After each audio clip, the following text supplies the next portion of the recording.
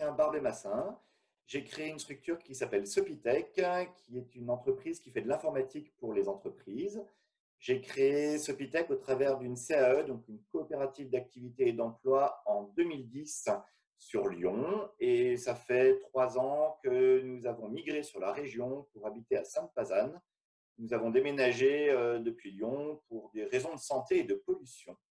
Très bien. Alors, en temps normal, qu'est-ce qui te fait te lever le matin? Alors, j'ai la chance d'avoir un métier qui est extrêmement varié et en perpétuelle évolution. Il y a toujours de nouveaux projets, de nouveaux produits à découvrir, de nouveaux concepts à imaginer et à proposer. On ne s'ennuie jamais. J'ai choisi la branche de l'informatique liée en système et réseau parce que c'est celle qui a le plus de contact avec les utilisateurs. Et ça m'apporte beaucoup puisque j'entretiens avec l'ensemble de mes interlocuteurs des échanges tant techniques, professionnels et humains. Et je m'attache à considérer chaque utilisateur au-delà de son poste de travail et de son activité, de m'intéresser à l'utilisateur et à la personne en tant que telle. Avec deux mots principaux qui sont bienveillance et convivialité. D'accord. Et quelles activités aujourd'hui caractérisent le mieux ton métier? Mon métier est d'apporter des solutions techniques aux entreprises pour répondre au mieux à leurs besoins informatiques et à l'exercice de leur activité. Donc, aujourd'hui, mon offre se décline en plusieurs services qui commencent par l'hébergement de serveurs applicatifs. C'est l'externalisation des infrastructures serveurs en data center pour pouvoir permettre une haute disponibilité, des PRA, donc plan de reprise d'activité, et des PCA, plan de continuité d'activité, qui sont très au goût du jour aujourd'hui avec le confinement. Ensuite, Très je fais de l'infogérance. Donc, l'infogérance, c'est tout ce qu'on appelle communément l'assistance ou le support. Je propose des contrats sous forme de forfait illimité qui me permettent d'intervenir de manière proactive et récurrente sur le matériel et pas en mode pompier. Et ça permet aux utilisateurs de ne pas hésiter à appeler à l'aide dès qu'ils rencontrent la moindre difficulté. Ensuite, je fais des sauvegardes en ligne, légales et sécurisées. La perte de données en entreprise, ça peut s'avérer très, très coûteux. Et depuis quelque temps, on a de plus en plus de ransomware ou de logiciels qui cryptent les données et qui demandent des rançons pour récupérer ses propres données.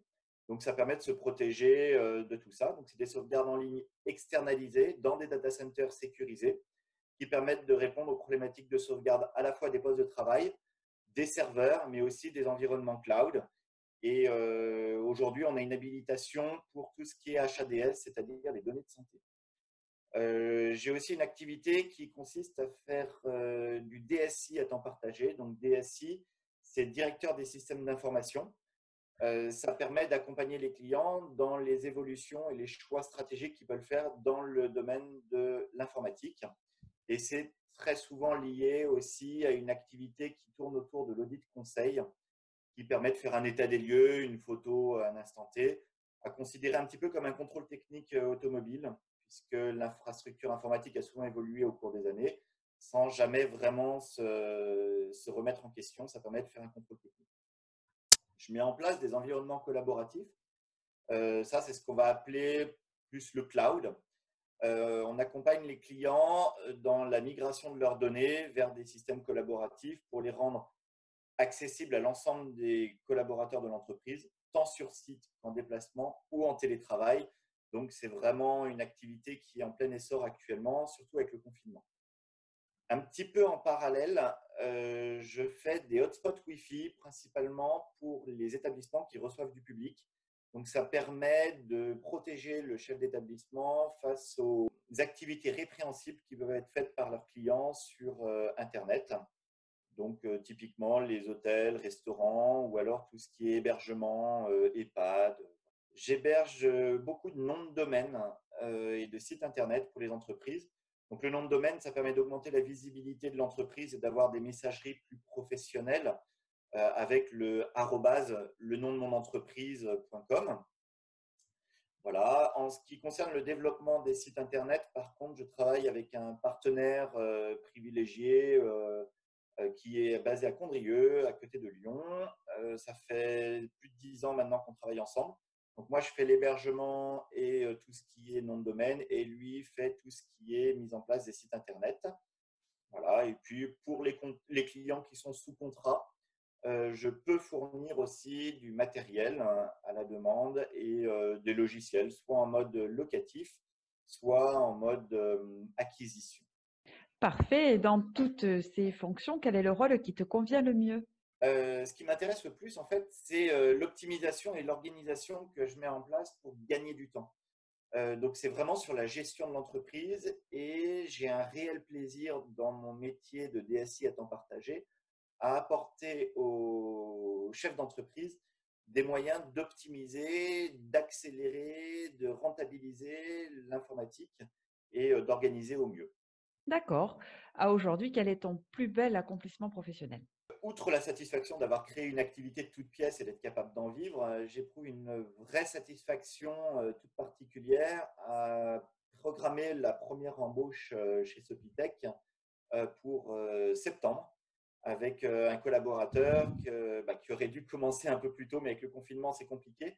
Donc, on a reporté son embauche au 1er septembre. Puis, j'aime l'idée d'être en train de bâtir quelque chose qui permet de générer des bénéfices et de la richesse et surtout de créer des emplois. Et j'aime aussi la bienveillance que me renvoient mes clients. C'est très important pour moi d'être fidèle à mes convictions et à mes principes, d'être autant apprécié et reconnu par mes clients, fournisseurs et partenaires. C'est une vraie satisfaction. Est-ce que l'épidémie a un impact sur ton activité? Un un petit peu, mais pas de façon très importante. Le confinement m'a généré un surplus de travail important sur les premières semaines pour permettre à chacun de travailler de manière convenable depuis chez eux. Nombre de mes clients étaient déjà installés avec des solutions pour télétravailler, soit avec des serveurs hébergés, soit effectivement avec des solutions collaboratives. La plus grosse difficulté, ça a surtout été pour la fourniture de matériel, puisque les stocks ont été décimés dès la première semaine du confinement. Et donc, ceux qui n'étaient pas déjà équipés avec des ordinateurs portables, ça a été un petit peu compliqué à ce niveau-là de fournir et de pallier à ce genre de soucis. Et dans ce contexte, est-ce que tu as des besoins particuliers? Dans le contexte du confinement, je n'ai pas vraiment de besoin spécifique. Je profite de la baisse un petit peu d'activité pour faire tout ce que je n'ai pas le temps de faire en temps normal, comme revoir la communication, modifier mon site internet ou des nouvelles technologies, prendre des formations. Mais j'en profite aussi du fait que mes clients soient moins occupés actuellement, pour beaucoup, pour faire tout ce qu'on n'a pas le temps de faire sur la maintenance préventive ou la maintenance des postes de mes clients à temps masqué. Qu'est-ce que le réseau peut t'apporter et qu'est-ce que toi, tu peux apporter au réseau? Alors, ce que le réseau peut m'apporter, c'est de la convivialité et des contacts, parce que je souffre un petit peu de l'isolement de l'entrepreneur. Donc, j'ai besoin de faire de nouvelles rencontres, d'échanger avec des chefs d'entreprise sur les problématiques qui sont propres à nos entreprises. Et puis, aujourd'hui, mes clients les plus proches, ça doit être Brest. Donc, j'en ai vraiment sur l'ensemble de la France, mais je n'ai pas de clients sur la région. Donc, j'aimerais arriver à développer un petit peu sur la région pour me permettre effectivement d'avoir plus de contacts humains et pas que téléphoniques ou en téléassistance. Si je peux apporter aux adhérents des éclairages ou des conseils informatiques ou technologiques, j'en serais très heureux. Au déconfinement, je pourrais aussi offrir une étude personnalisée de l'infrastructure informatique aux adhérents qui le souhaitent, avec grand plaisir. Très bien, message reçu. À l'issue de cette période, est-ce qu'il y a quelque chose qui a évolué positivement pour toi au niveau personnel ou professionnel et que tu penses pouvoir faire perdurer? Alors, il y aura certainement un avant et un après Covid-19. De mon point de vue, on va être amené dans le futur à connaître de plus en plus et d'autres crises sanitaires, peut-être pas forcément comme celle-ci. On sera certainement mieux préparé. Mais je pense qu'effectivement, on va tourner beaucoup plus sur des problèmes sanitaires. Le confinement, il a été brutal, soudain, et on n'a pas eu le temps de s'y préparer. Donc, ce qui va être positif, c'est dans les mois à venir de pouvoir mettre en place auprès des entreprises des plans de continuité d'activité en cas de pandémie qui se régénère.